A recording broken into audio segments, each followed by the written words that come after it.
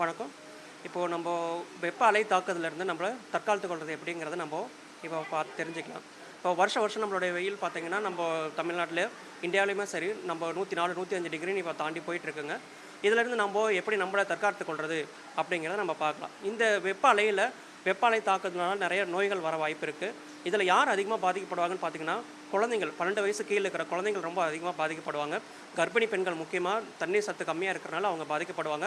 அதேபோல வயசானவங்க 60 வயசுக்கு மேல இருக்கிறவங்க அதிகமா பாதிக்கப்படுவாங்க. அதுக்கப்புறம் சுகர் அதிகமா இருக்கிறவங்க, இருதய பாதிப்புகள் இருக்கிறவங்க, சிறுநீரக பாதிப்பு இருக்கிறவங்க, இவங்களுக்கெல்லாம் இந்த வெப்ப அலை தாக்குதலுக்கு உண்டான நோய்கள் வர அதிகமா வாய்ப்பு இருக்குதுங்க. இதோட அறிகுறிகள் எப்படி இருக்கும் அப்படின்னு பார்த்தீங்கன்னா, லேசான தலை சுற்றல் இருக்கும். நம்ம ரெகுலரா செய்ற வேலைகளை செய்யும்போதே நமக்கு தலை சுற்றல் வரும், கண்ணு கட்டிக்கிட்டு வரும், மயக்கம் வரலாம். ஒரு சிலருக்கு உடம்பு அதிகமா சூடு இருக்கும். நார்மலாவே இருக்கிறத விட உடம்பு அதிகமா சூடு இருக்கும். திடீர்னு கீழ விழுற மாரி ஒரு உணர்வுகள் இருக்கும். இது மாரிலாம் நமக்கு அடிக்கடி தோன்றது, இந்த வெய்ய காலத்தில தோணுதுன்னா, அது வெப்ப அலை தாக்குதலுக்கான ஒரு அறிகுறியா இருக்கும். இதுக்கு ஏறி இருக்கும்பொழுது உடனடியாக மருத்துவரை அணுகுறதோ, அதேபோல மருத்துவ சிகிச்சை எடுத்துக்கிறதோ நல்லதுங்க. இப்போ காலையில 8 மணிக்கெல்லாம் நம்மளுக்கு வெயில் வர ஆரம்பிச்சிருது. அப்போ முக்கியமா நான் மேல சொன்ன இந்த வயசுக்குள்ள இருக்கிறவங்க, முக்கியமா குழந்தைகள், கர்ப்பிணி பெண்கள், வயசு அதிகமா 60 வயசுக்கு மேல இருக்கிறவங்க, வெயில்ல 9 மணிலேருந்து சாயந்தரம் 4 மணி, காலையில 9 மணிலேருந்து சாயங்காலம் 4 மணி வரைக்கும் வெளிய போறத அவாய்ட் பண்ணுங்க. அன்னெசசரியா தேவையில்லாம நம்ம வெளிய போறத குறைச்சுக்கணும். அதேபோல நம்ம வீட்டுக்குள்ள நமக்கு உடம்புக்கு குளிர்ச்சியா என்ன பொருட்கள் கிடைக்கணும் அப்படிங்கிறத நம்ம சாப்பிட்டு பழகிக்கணும். அது என்னன்னு நான் சொல்றேங்க. இப்போதைக்கு நம்ம வீட்ல நம்மளால முடிஞ்ச அளவுக்கு ஒரு நாளைக்கு உடல் உபாதைகள் இல்லாத எல்லாருமே 3 லிட்டர்லேருந்து 4 லிட்டர் வரைக்கும் தண்ணீர் நம்ம பருந்திக் கொள்ளணும். அதேபோல ஒரு நாளைக்கு நம்ம 1 லிட்டர் வரைக்கும் நம்ம மோர் சாப்பிட்டுக்கலாம். தண்ணீல கலந்து மோர் குடிக்கலாம். அதேபோல தண்ணீர் சற்று அதிகமா இருக்கிற பழங்களை நம்ம எடுத்துக்கணும். அதில முக்கியமா பார்த்தீங்கன்னா, நம்ம ஊர்ல கிடைக்கிற வெள்ளரிக்காய் நம்ம அதிகமா சாப்பிடலாம். அதேபோல இப்போ தர்பூசணி அதிகமா சாப்பிடலாம். அதேபோல நமக்கு வீட்ல பழச்சாறுகள் என்ன பழச்சாறு இருக்கோ, நம்ம ஃப்ரெஷ்ஷா செய்யற பழச்சாறுகள் நம்ம முடிஞ்ச வரைக்கும் நம்ம உடம்புகள்ல எடுத்துக்கொள்ளணும். இதுவே சர்க்கரை நோய் வியாதி உள்ள பேஷண்ட்ஸ் என்ன பண்ணலாம்னா, மருத்துவரின் அறிவுரைப்படி ஒரு நாளைக்கு 2 லிட்டர் அளவு வரைக்கும் தண்ணி நம்ம 2 லிட்டர் வரைக்கும் தண்ணி குடிச்சுக்கலாம். அவங்க சுகரை கட்டுப்படுத்துறதுக்காக சர்க்கரை இல்லாம பழச்சாறுகளை எடுத்துக்கிறதும் அட்வைசபிள். அதை நம்ம சாப்பிட்டுக்கணும். இந்த கம்ப்ளைண்ட்ஸ் எதுவும் இருந்த பட்சத்தில் நம்ம உடனடியாக மருத்துவரின் ஆர்டர் தான் நல்லது.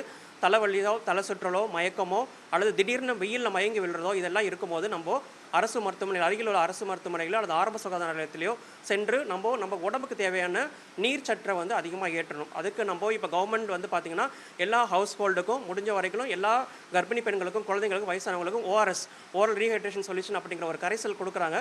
அந்த கரைசலை நம்மளோட மருத்துவ அறிவுரைப்படியோ நம்ம எடுத்துக்கிறது ரொம்ப நல்லதுங்க.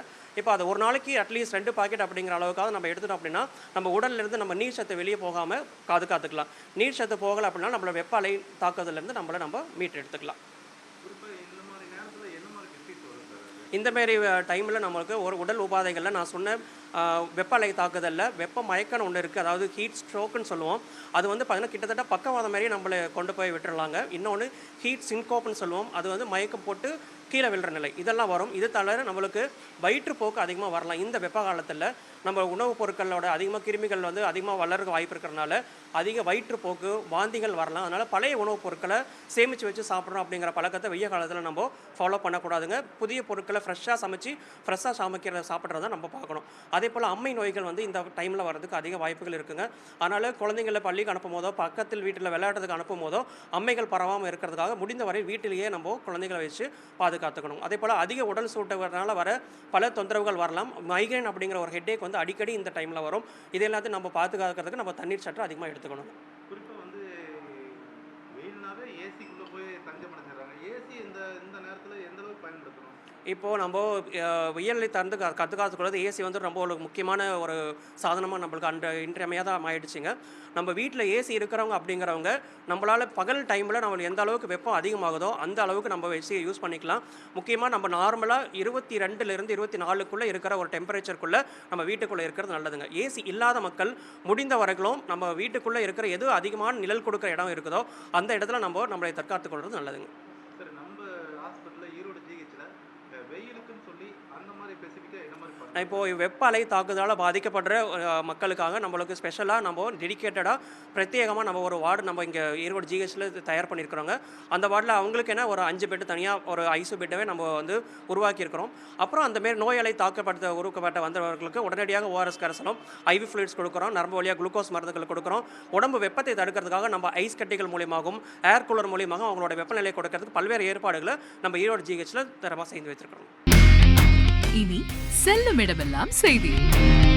தந்தை டிவியின் வாட்ஸ்அப் சேனலை ஃபாலோ பண்ணினா செல்ல இருக்கும் இடமெல்லாம் செய்தி.